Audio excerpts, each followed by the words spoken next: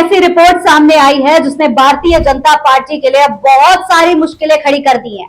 Bharatiya Janata party का report card सामने आ गया है। भाजपा नेताओं ने क्या क्या कांड किए हैं, क्या क्या कारनामे किए हैं, कितने केस दर्ज हैं भाजपा के मुख्यमंत्रियों और सांसदों पर, सब खुलकर सामने आ चुका है। दोस्तों, आज सुप्रीम कोर्ट में भयंकर हंगामा हुआ जब ये रिपोर्ट सामने आई। इस रिपोर्ट में जो जो बातें निकलकर सामने आई हैं, जिन जिन मुख्यमंत्रियों के नाम सामने आए हैं, दोस्तों आप सोच भी नहीं सकते थे, अंदाजा भी नहीं लगा सकते थे। और तो और पीएम केयर फंड, जी हाँ, पीएम केयर फंड जिसको लेकर लगातार विवाद होते रहे हैं, सवाल उठते रहे हैं, आज पीएम केयर फंड को लेकर भी एक बहुत बड़ा खुलासा सामने आया है। आखिर इस पीएम केयर फंड में कितना पैसा जमा है, जनता का कितना पैसा इस फंड के अंदर अब तक आया है, वो भी सामने आ चुका है। सारी परतें खुलने लगी हैं धीरे धीरे। तो सब कुछ आज के इस वीडियो में मैं आपको बताऊंगी, क्योंकि इस वक्त जो सबसे बड़े सवाल उठ रहे हैं वो ये है कि क्या भारतीय जनता पार्टी के सांसदों को और मुख्यमंत्रियों को इस्तीफा देना पड़ सकता है। और अगर पीएम केयर फंड पर कुछ बहुत बड़ा खुलासा हो गया तो क्या प्रधानमंत्री नरेंद्र मोदी की भी टेंशन खड़ी हो जाएगी, क्या पीएम मोदी के लिए भी मुसीबत खड़ी हो सकती है। सब कुछ बताएंगे आज के इस वीडियो में विस्तार से, इसलिए वीडियो को पूरा जरूर देखिएगा। दोस्तों, आज सुप्रीम कोर्ट में एक रिपोर्ट रखी गई है। इस रिपोर्ट में 14 राज्यों के मुख्यमंत्रियों पर जितने भी आपराधिक मामले दर्ज हैं वो सब कोर्ट के सामने पेश किए गए हैं। सबके नाम के आगे उनके केस जो है वो बताए गए हैं। बड़ी संख्या में भारतीय जनता पार्टी के मुख्यमंत्रियों का नाम इस लिस्ट में शामिल है। दोस्तों, खबर क्या है, सबसे पहले मैं आपको वो बता देती हूँ। देखिए, खबर के मुताबिक नेताओं के खिलाफ आपराधिक मामलों की तेज सुनवाई की मांग पर सुप्रीम कोर्ट में चल रही सुनवाई के दौरान चौंकाने वाली जानकारी सामने आई है। एमिकस क्यूरी और वरिष्ठ अधिवक्ता विजय हंसारिया ने बताया कि 28 में से 14 राज्यों के मुख्यमंत्रियों ने अपने खिलाफ आपराधिक मामलों की जानकारी दी है। इसमें कई सारे अलग अलग राज्यों के मुख्यमंत्रियों के नाम हैं। सबसे बड़ी बात यह है कि भारतीय जनता पार्टी के कई सारे मुख्यमंत्री इस लिस्ट में शामिल हैं। सोचिए, बिहार जहां पर नया नया मुख्यमंत्री बनाया गया, नीतीश कुमार को कुर्सी से हटाकर जिन्हें मुख्यमंत्री बनाया गया, ये सम्राट चौधरी, इनका भी नाम इस लिस्ट में शामिल है। और तो और नए नए मुख्यमंत्री, बंगाल में पहली बार भाजपा सरकार बनाती है और शुभेंदु अधिकारी को मुख्यमंत्री बनाया जाता है, जिनके खिलाफ 29 मामले दर्ज हैं। सोचिए, आप अभी सरकार बनाई आपने, ऐसा तो नहीं होगा कि आपको जानकारी नहीं होगी कि इतने सारे आधिकारिक मामले इनके खिलाफ दर्ज हैं।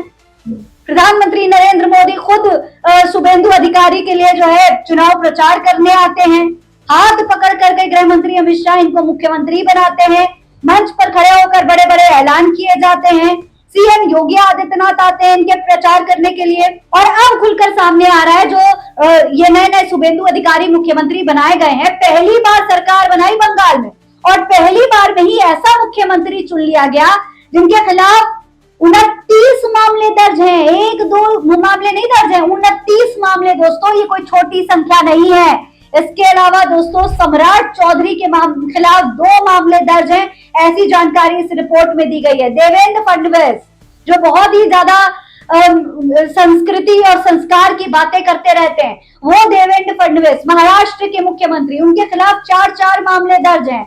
इतना ही नहीं, आप ये देख लीजिए, राजस्थान के मुख्यमंत्री भजन लाल शर्मा, इनके खिलाफ भी एक मामला दर्ज है। इसके अलावा तमाम अलग अलग राज्यों के मुख्यमंत्रियों का नाम भी इस लिस्ट में दिया गया है।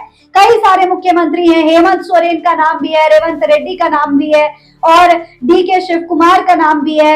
एन चंद्रबाबू नायडू, जो कि प्रधानमंत्री नरेंद्र मोदी के सहयोगी हैं और बहुत बड़े सहयोगी हैं, मतलब बैसाखी कहा जाता है उनको एनडीए की सरकार का, वो चंद्रबाबू नायडू, उनके खिलाफ भी 19 मामले दर्ज हैं।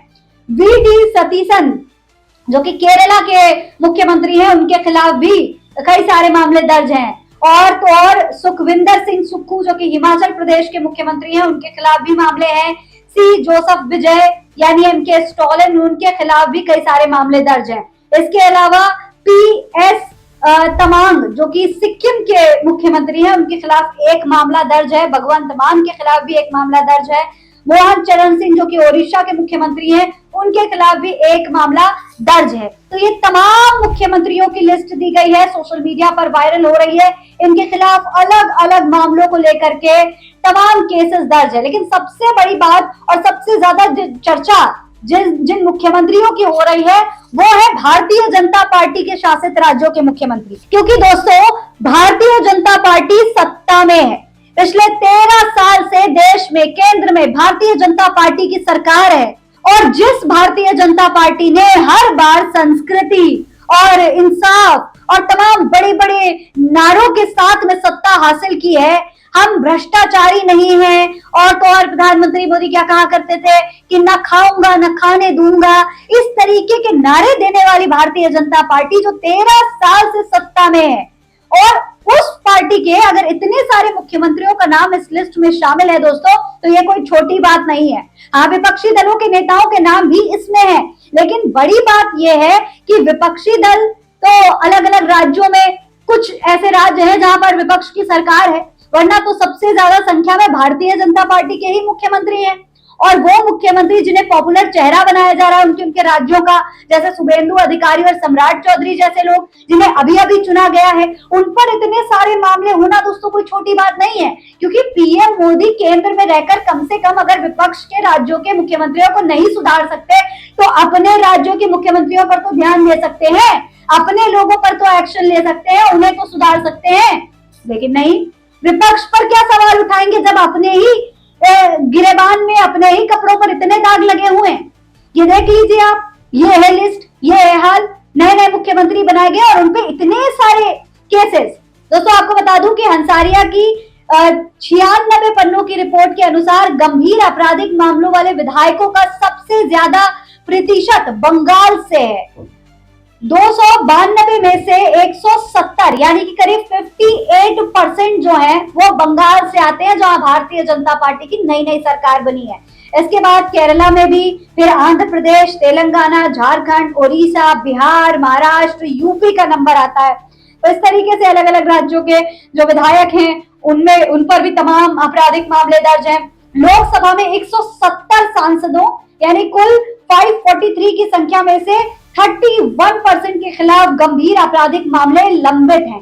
तेलंगाना में 17 में से 11 सांसदों के खिलाफ, केरला में 21 में से 11 सांसदों के खिलाफ, 12 बिहार में 40 में से 19 सांसदों के खिलाफ, यूपी में 80 में से 34 सांसदों के खिलाफ, महाराष्ट्र में 48 में से 17 एमपीज के खिलाफ, और बंगाल में 42 में से 16 एमपीज के खिलाफ, और आंध्र प्रदेश में 25 में से 9 सांसदों के खिलाफ गंभीर आपराधिक मामले दर्ज हैं। दोस्तों हंसारिया की रिपोर्ट में बताया गया है कि जुलाई 2026 तक मौजूदा और पूर्व सांसदों और विधायकों के खिलाफ 4192 आपराधिक मामले सुनवाई के लिए लंबित हैं।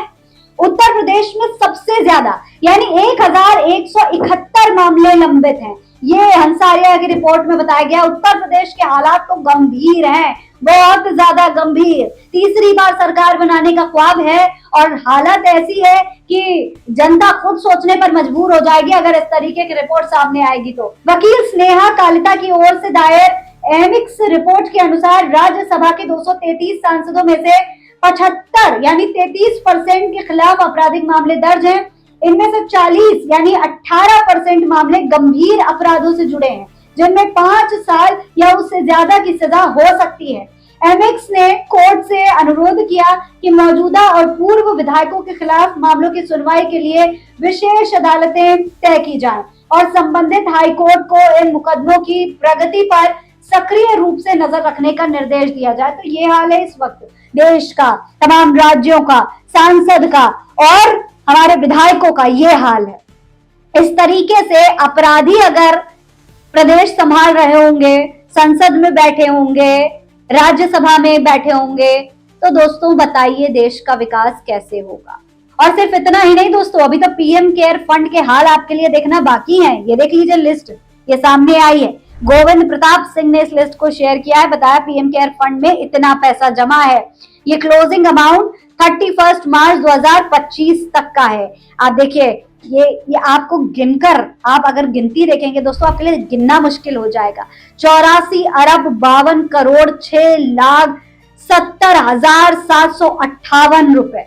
देखिए ये नीचे की तरफ यहाँ पर ये पूरा अमाउंट लिखा हुआ है, नीचे सिग्नेचर भी है सबके, यहाँ पर आप देख सकते हैं। ये है, ये संख्या है दोस्तों, इतनी बड़ी संख्या में पैसा पीएम केयर फंड में जमा हुआ है।